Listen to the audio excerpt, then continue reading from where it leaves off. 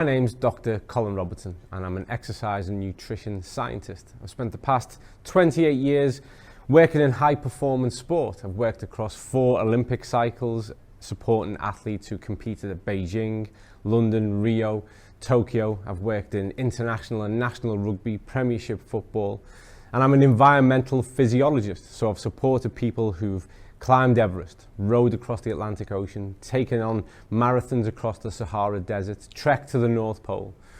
And I've also got a clinical exercise physiology background. So I've supported the rehabilitation and the treatment of people who are undergoing care for cancer, cardiovascular disease, pulmonary conditions, and anything that would typically take a person into a hospital environment. But today, I'm the Chief Product Officer for Zinzino. And that's a journey that really started about 2 years ago, April 2020, when at that time I was working as a researcher as a part of a health strategy, a national health strategy, which actually informed the city's change in diabetes global health strategy also. And what I was looking at, what I was tasked to address, was the notion of the omega-3 deficiency and what we could do to start to address the fact that even as the World Health Organization have published, approximately 6 billion people on the planet are considered to be deficient in what is an essential nutrient, an essential fat, that omega-3. And I'd diligently gone through the research and looked at what could be the solution to this problem. The obvious solution is that every single person eats more fatty fish, but there is a problem with that. It has to be line-caught, fresh, fatty fish in order for it to be nutrient dense enough to hit the kind of values we need to make sure a person is sufficiently primed with those essential marine omega-3s. The second obvious thing would be to say, well, let's look at the fish oil industry. It's well established, it's global, and that would make sense. But sadly, there was a Cochrane study, a meta-analysis, high-impact peer-reviewed research article 2018, that concluded that the fish oil industry, fish oil itself, simply didn't bring about enough of a change. It was failing in its task. And so as I was preparing this document and I was starting to scratch my head and wonder, well, what is the solution to this? A phone call came through. And it's really rare when I'm working on something, in my study, working away on a task, that I'll answer a call. But this was an old friend of mine, someone who at that time was very high up in an American clothing brand called Under Armour. And we went back a long way, and he gave me a call. And so I answered it. I was looking for a distraction. And as fate would have it, as I answered the call, he said to me, Colin, what do you know about omega-3? And have you ever heard of a company called Zinzino? And I said, well, funnily enough, right now I currently know quite a lot about omega-3, but no, I've never heard of Zinzino. And I said to him, but if they're selling fish oil, let me tell you, it won't work. And he said, well, no, I've been told this is different. Now, my friend had had some health issues in the past. And so he'd been recommended by a medical practitioner to take this product and wanted me to verify it because we were friends and he trusted me with regards to my nutritional background to really rubber stamp it and say, yeah, this is going to be something that could help. Now, I don't look at every kind of food that friends of mine ask me to chase up because time is short and I've got a job and a family. But in this instance, because it was omega-3 related, it kind of piqued my curiosity. And I took some time to go and have a look. And this was a moment for me that was a eureka moment because I went onto the webpage, I brought up the product, and the missing piece fell into place. And the simplicity of it was genius, to such an extent that I thought, why did I not think of this? What they had done was reattached what nature intended. But I'll come back to that in a moment. The key part was, for the first time, I'd moved from a position of thinking, what is the solution for this? We've got nearly 8 billion people living on the planet. We know we can't provide this through simple food choices. One, there's a task in getting people to change behaviors. Secondly, there is a whole ecological and ethical issue around that notion of pulling that amount of fish out the sea. And to do that where everyone is single fresh and it's wild and line caught, not going to happen. And we knew that there was an industry that just didn't hit the mark. And then I recognized what the solution was. Further to this, there was a test. And this actually really made me quite cynical, and I started to be quite skeptical, because it's the oldest trick in the book, is that, it's the snake oil industry. What happens is I measure you, you're obviously wrong, something's not working. I give you a solution, and then I measure again and everything's great. And so I was quite concerned that there was this notion of a test. But then I looked at who actually delivered the test. And for someone like me who works in the research arena, global research arena, and at this time I was a lab director myself of laboratories in Greater Manchester, I know the network. And when I saw the name was Vitas of Norway, who are arguably one of the most esteemed, recognized independent labs in the world, who are partnered with the University of Oxford, Cambridge, Stanford, Harvard, who've worked with the NHS in the UK, I thought, this is interesting, because that's a big claim to make. And so in my capacity as someone who is a lab director, I gave them a call. And I said, I've just happened upon a website of a company called Zinzino, who claim that you independently analyze and report on their dry blood spot samples with regards to the fatty acid profile. To which they said, yes, they're one of our best customers. And that was the moment that I realized that my friend's phone call was quite fortuitous, that it steered me towards something that was very much a workable solution and something that I wanted to know more about. A lot happened in between. But within those 2 years, I went from really being focused and having dedicated my life to that notion of research and how we can build strategy, to now proudly being the chief product officer of a company that provides a workable solution. But what I want to do is really set the scene, establish why it is we need to consider this, where we are in the 21st century when it comes to our health, what is the case of need, and how we can best address that through food choices, through behavior, through activity and exercise, but also, importantly, through strategic and intelligent supplementation. Right from the start, supplementation should supplement your diet.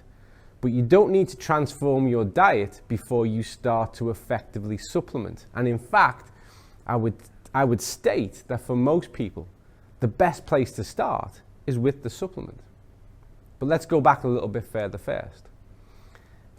3 years ago, when myself and colleagues like mine discussed preventative care, some of our colleagues who were more medical based, focused, took quite a cynical approach towards that, because the model is simple. Something goes wrong and they fix it. You break something, they patch it up, they help it to repair. You get a condition, you get a disease, you get an illness, they give you a pill, they give you a medication. So you fix things when they're broken. But because largely the past 2 years of the global pandemic and what that made health services all around the world realize is that we need to go back upstream. We need to stop people getting sick in the first place. Because there was lots to learn from the pandemic.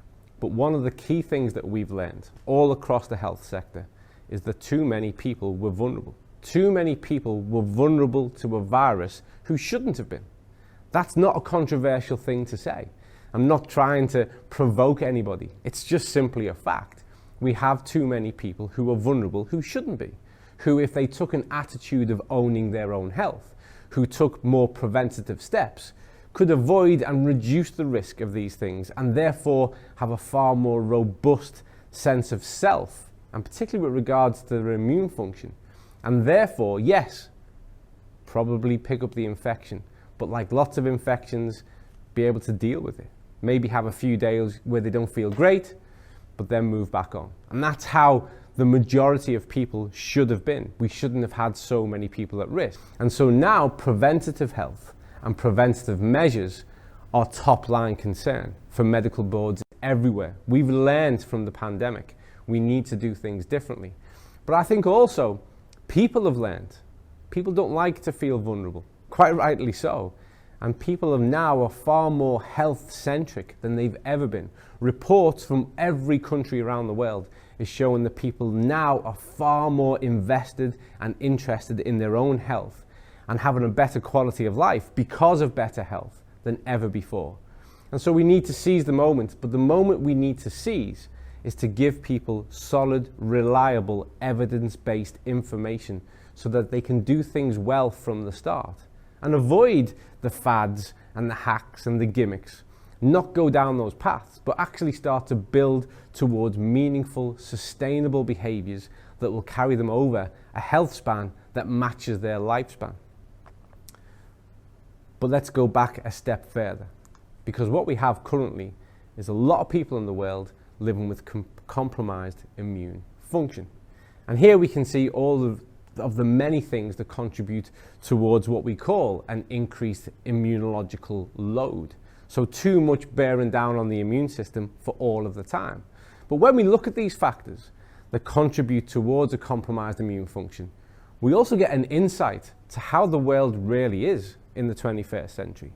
And if we start from this sedentary indoor lifestyle and a lack of sun UV exposure, sedentary behavior has increased decade on decade, which is crazy because we are a migratory species. We were designed, we've evolved to move. And in fact, if we couldn't have moved, we wouldn't have evolved. 6 million years is our evolutionary trace, 350,000 in our current form. If we couldn't have moved, we wouldn't have survived. Movement is a fundamental aspect of being human. And yet in the 21st century, we're doing less and less of it as each year goes by. And this comes at a health consequence. When we move, every part of the system is enhanced. Movement is medicine, and yet we're doing less and less. And in fact, statistics from around the world that have shown that through lockdown, there was an increase in sedentary behavior of average 14 hours per week, which is on top of already high amounts of sedentary behavior. So we need to break this mold. We need to get people to move. Then we look at diets. Sadly, the modern westernized diet, which most of us are surrounded by nowadays, is 65 to 80% ultra-processed, processed foods and takeaway foods. We have a saying in nutrition, which is the 80-20 rule. If 80% of what you eat and consume is good, nutritious, working for you, then that 20%, well, that allows you to have a treat. You can have that dessert after a meal. You can have that chocolate biscuit at break time once in a while. But in fact, currently, most people in the world have got that model the wrong way around. 80% of what they do is working against them. They have energy high, nutritionally low foods on a daily basis. And that comes at a cost and leads into the next point and adds to the point after that, which we see common nutrient deficiencies. So in a time of food wealth, billions of people, when we're analysed, have nutritional deficiencies. That doesn't add up. That doesn't make sense. But it does in reality, because we know that diets are low in vegetables and fruit, and therefore low in minerals and vitamins. And so we have this complex issue of massive amounts of food availability, but most of what people consume only provides energy and comes at a different type of health cost.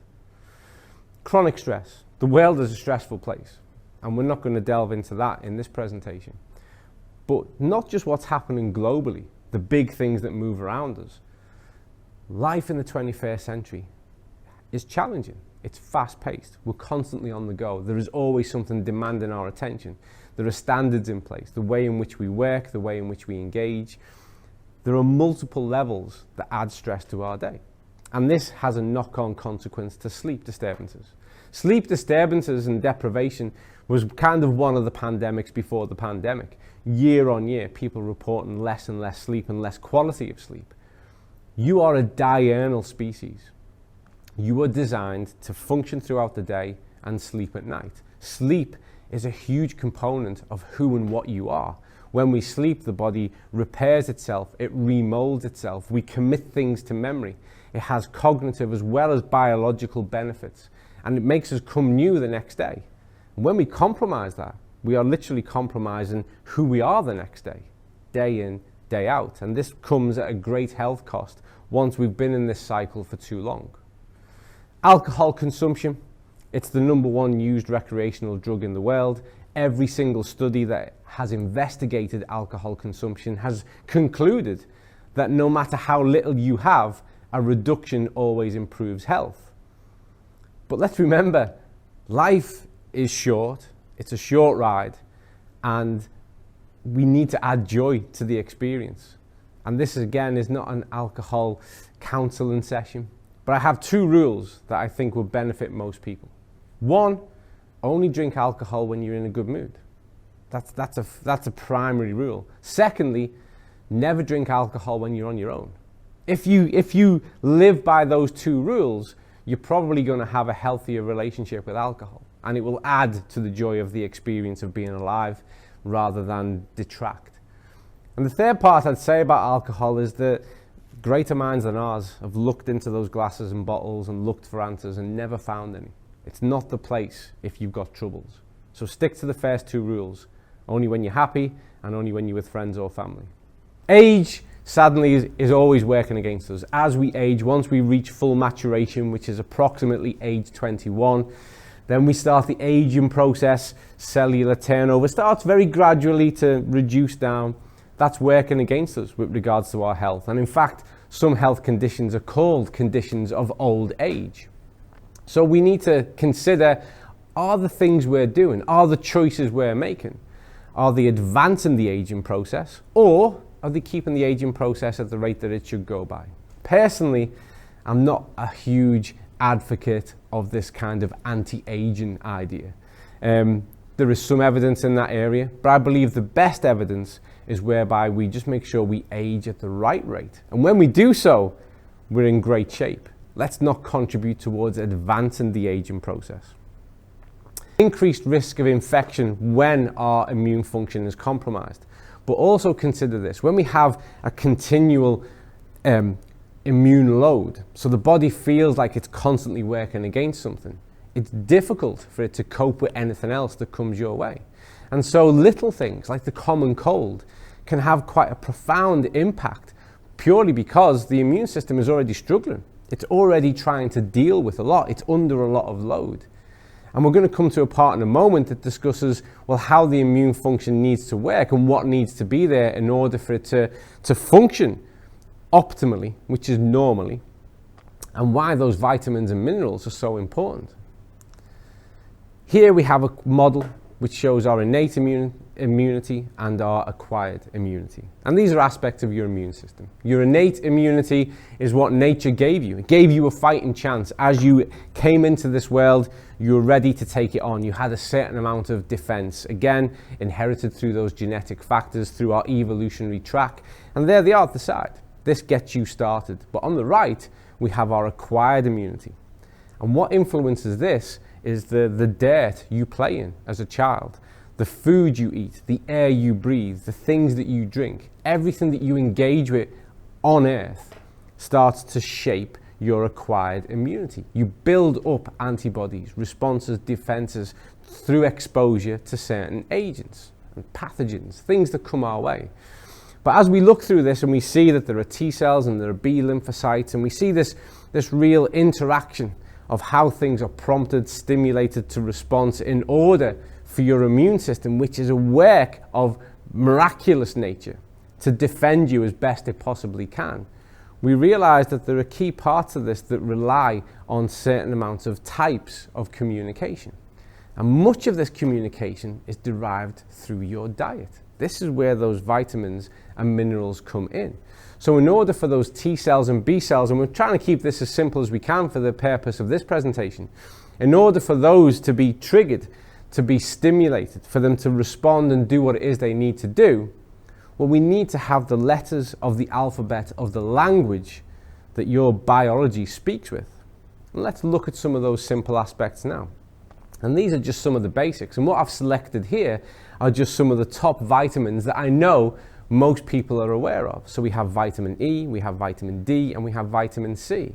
And what we can see here is how this is implicated in both your innate immunity and your adaptive immunity. So that you're born with and how you've kind of evolved through your engagement with the world.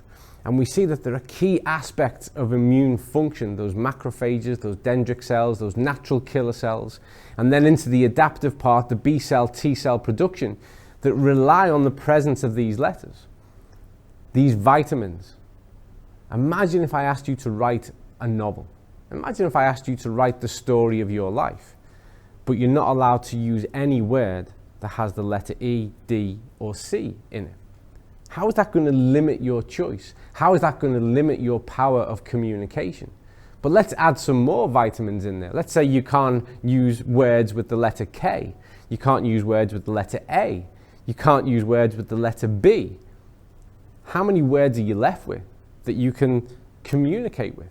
And this is what happens when we have nutritional deficiencies. Key components of your body's communication system are missing, and so things don't happen. They either are compromised in how they happen, or they don't happen at all. And this is really when we start to look at why nutrition is such an important component of immune function.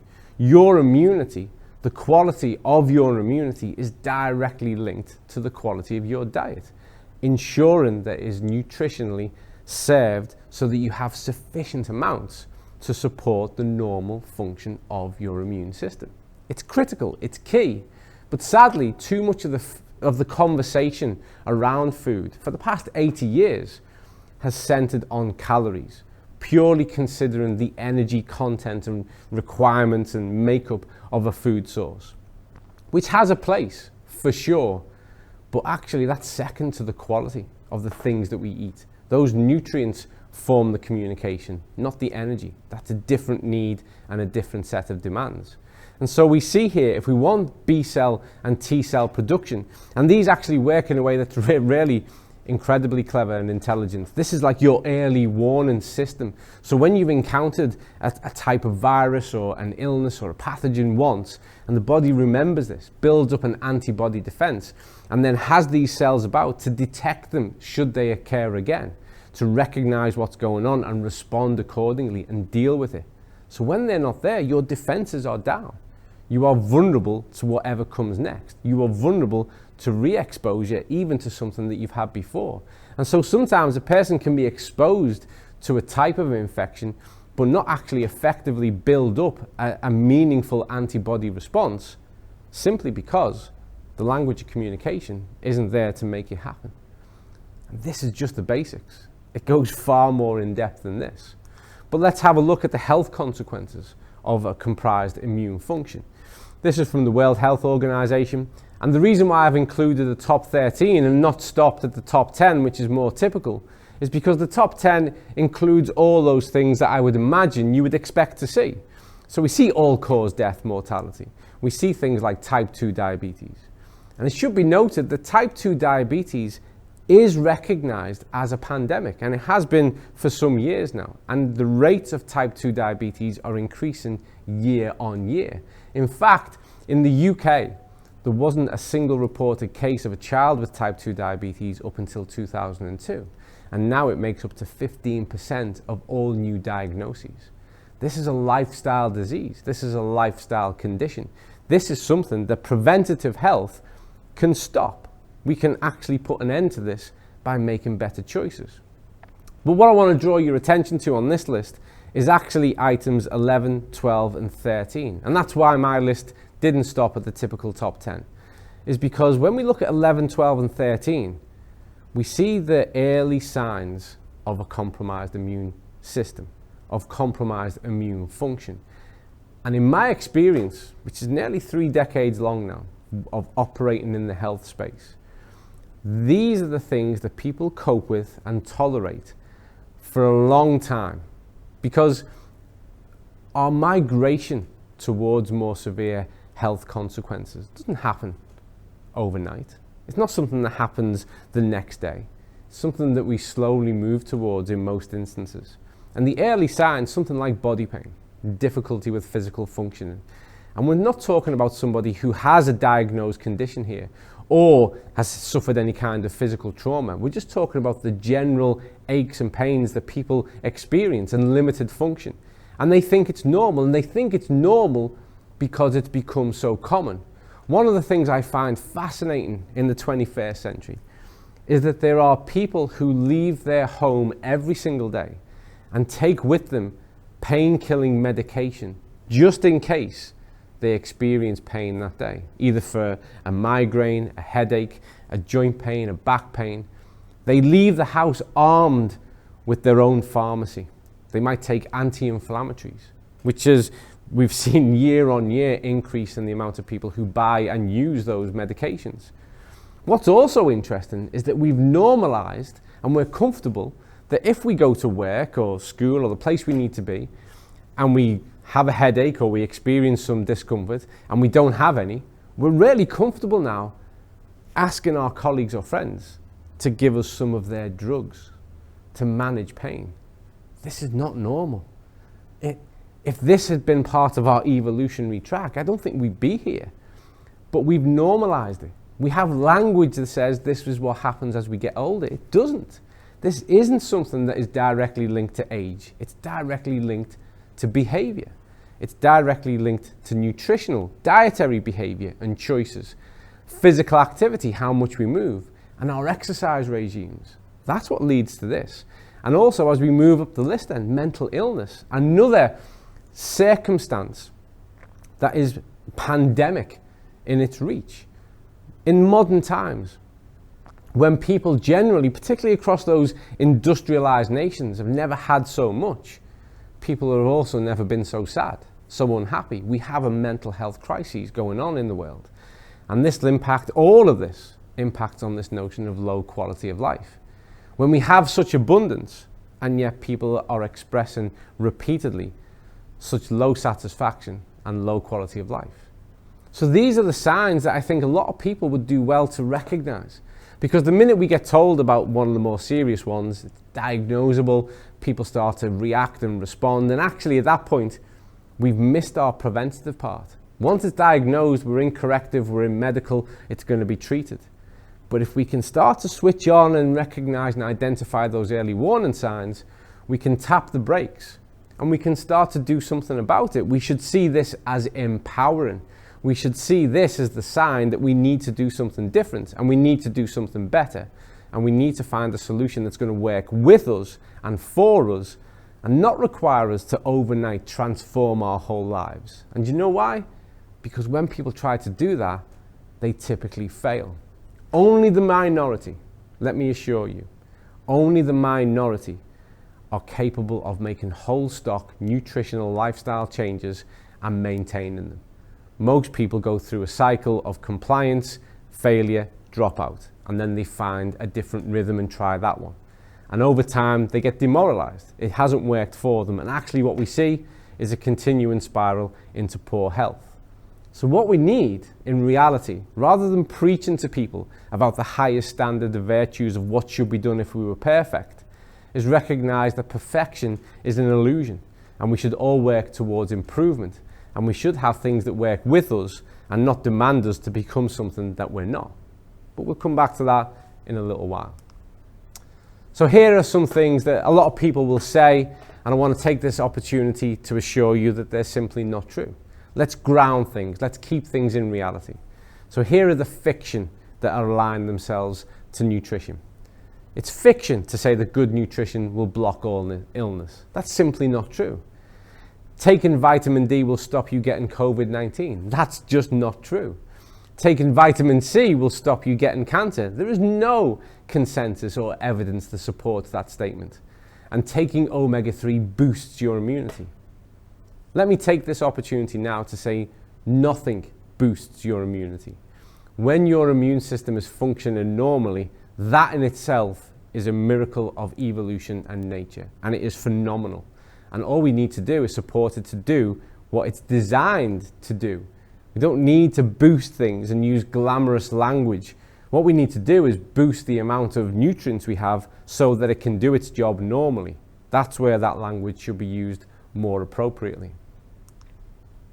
The facts are this: good nutrition helps to prevent non-communicable diseases.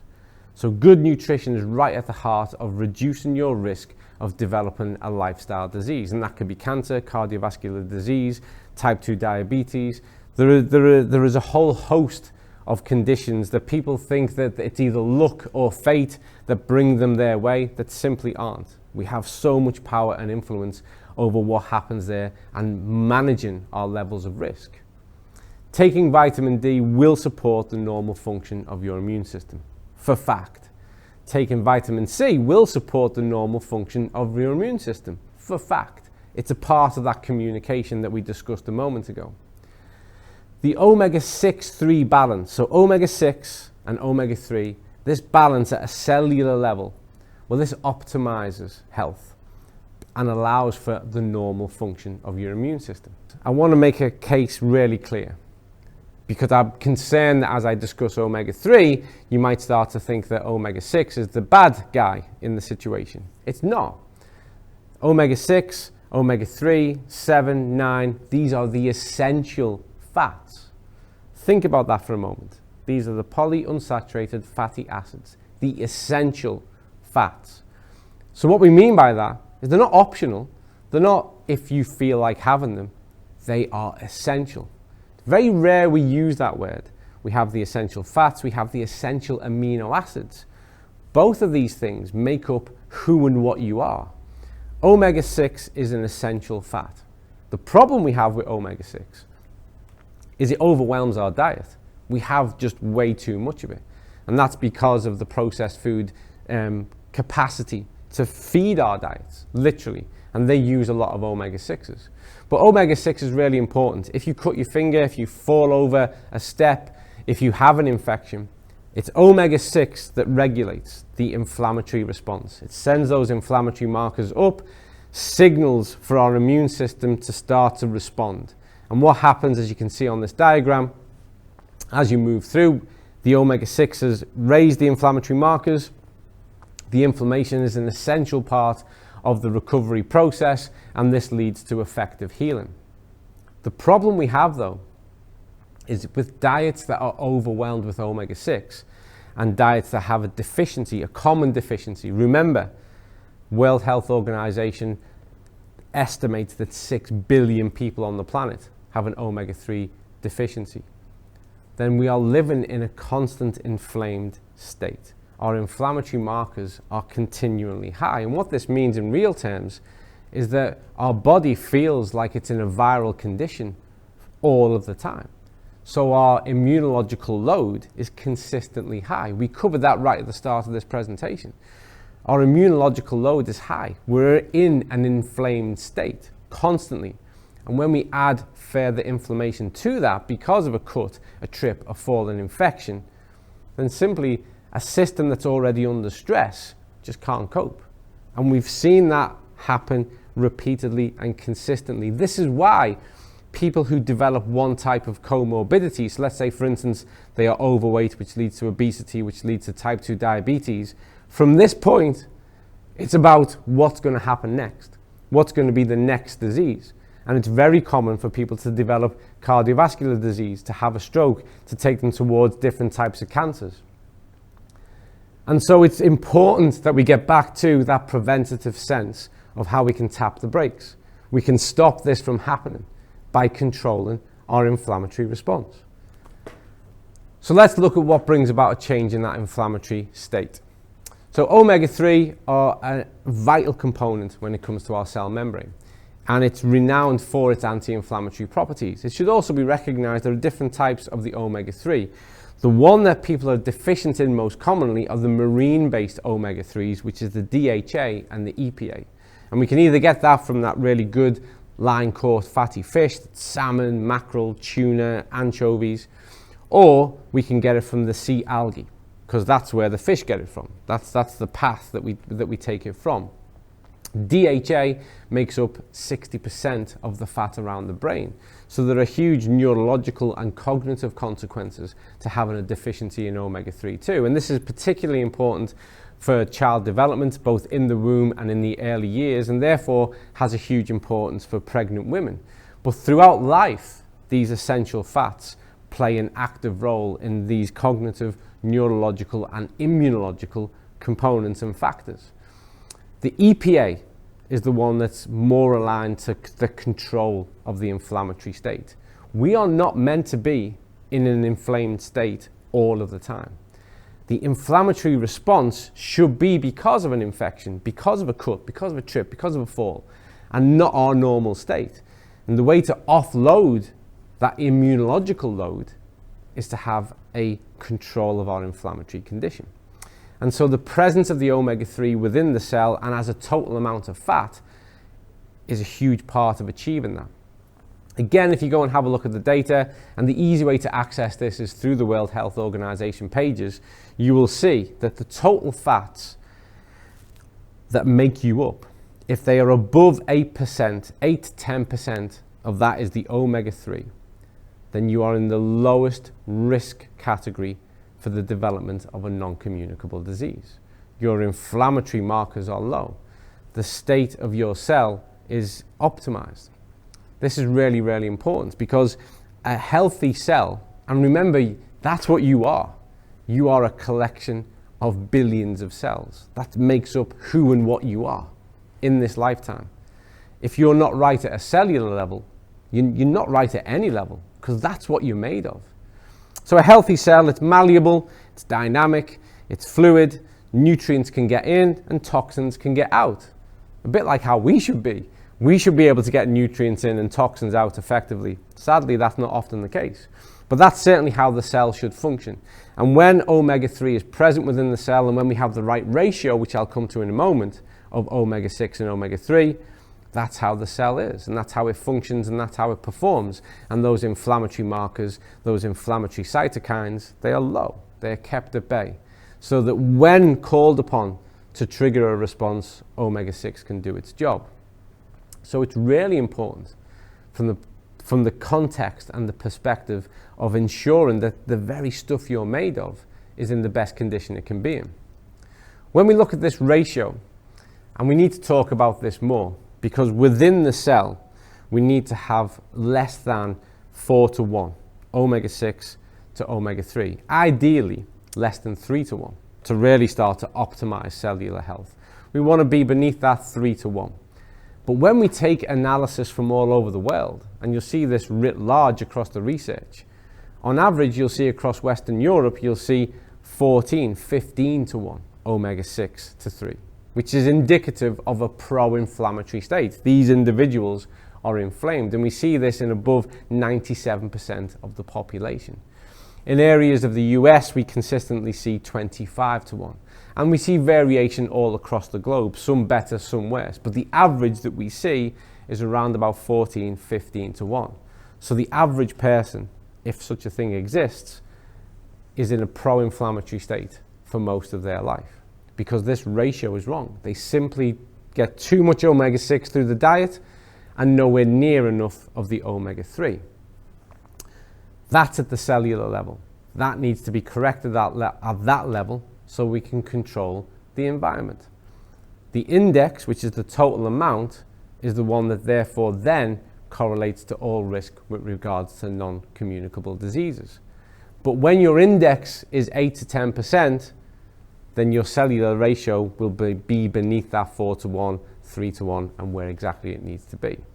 So these work in harmony. The simple fact is we need to get more of it into the system, because this plays a proactive part also in other immune function aspects and is a part of that immune communication system that enables your body to do what it needs to do. So it's not just about the cell being able to take on the nutrients and get the toxins out.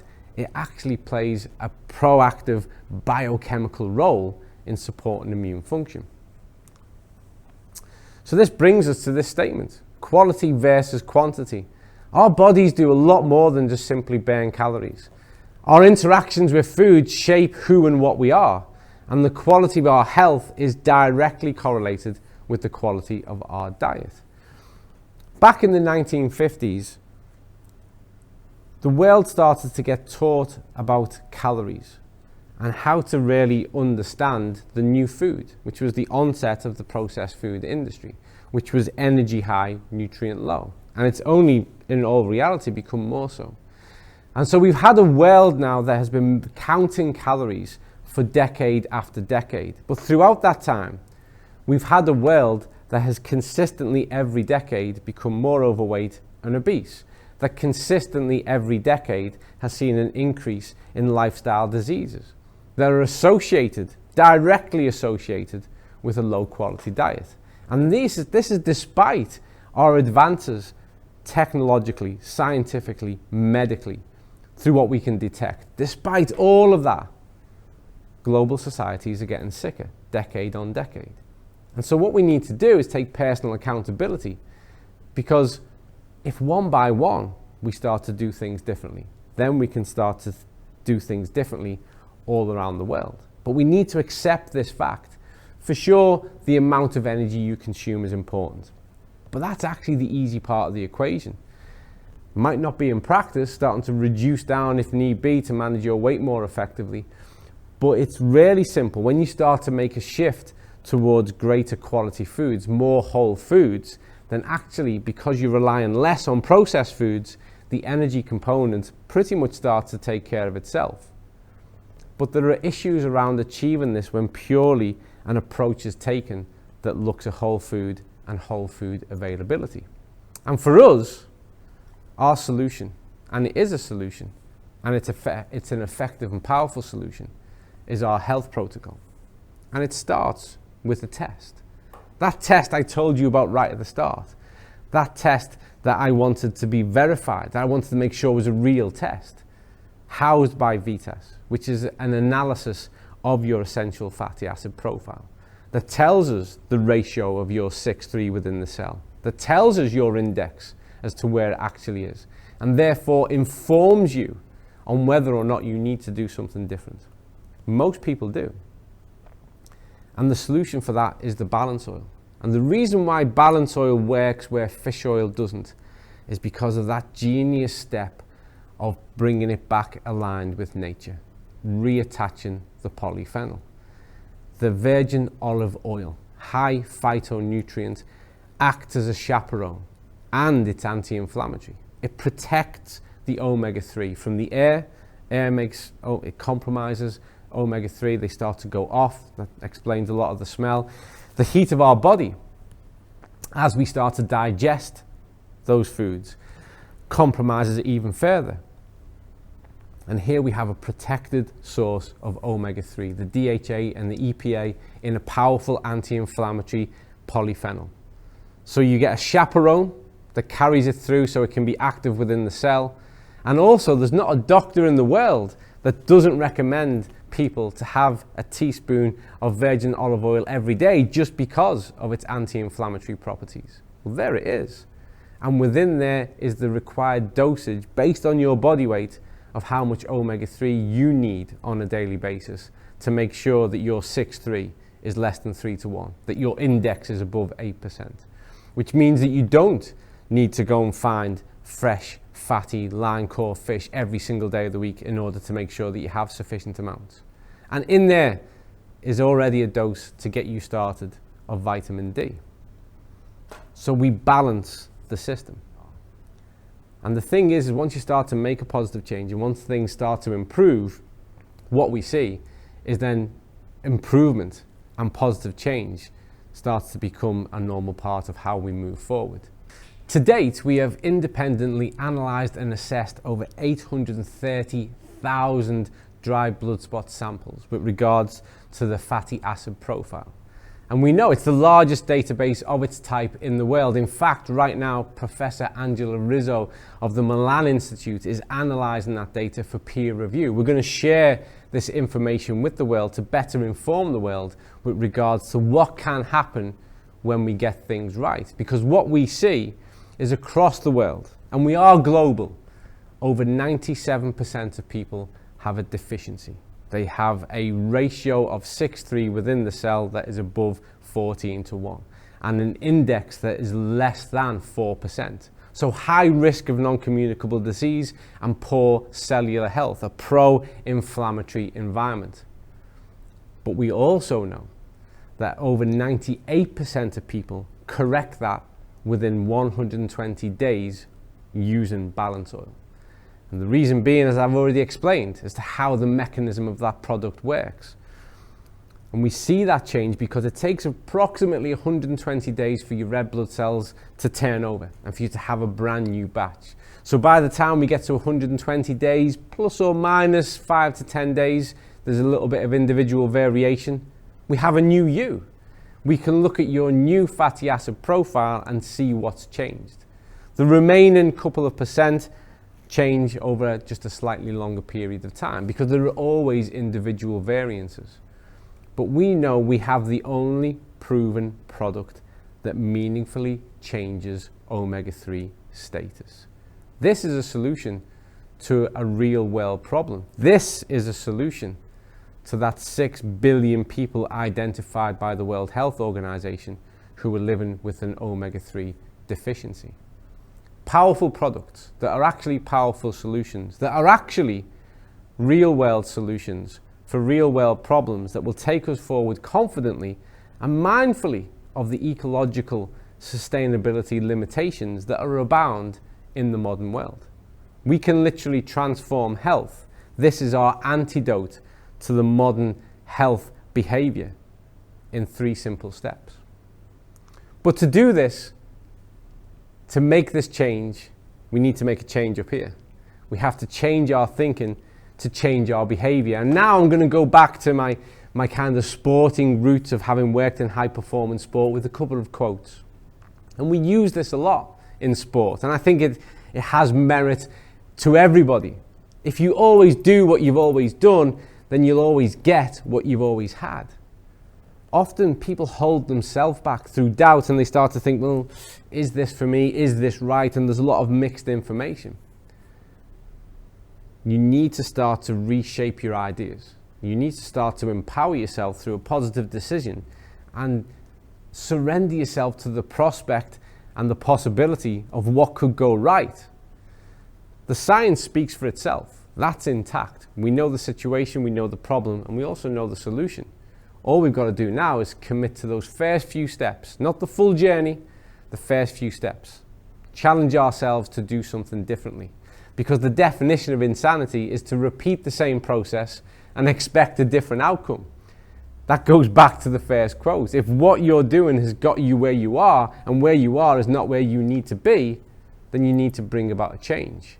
And we have a model of change behavior, which is that our beliefs shape our intentions and our intentions shape our behaviors. But this relies on what level of control we feel we have. And control is powerful.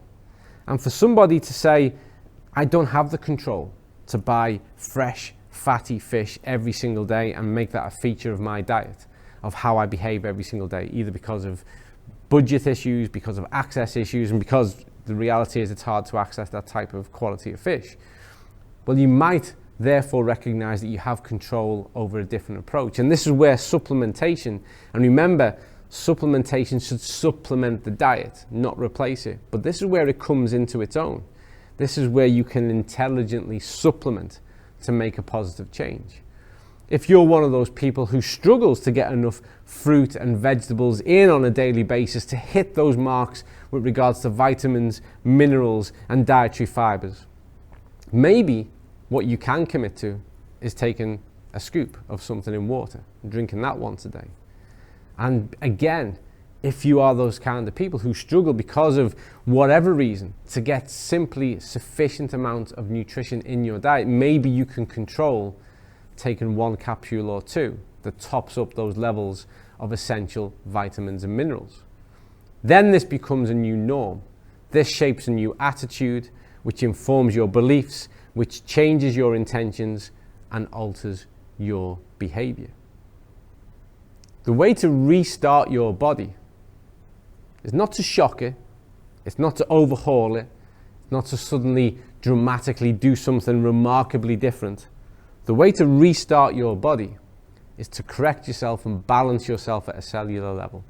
It's to nurture that gut microbiota so that your immune system can work on your behalf. And the way to restart your body is to give it the alphabet of the language it needs to speak so it can start to speak better for you.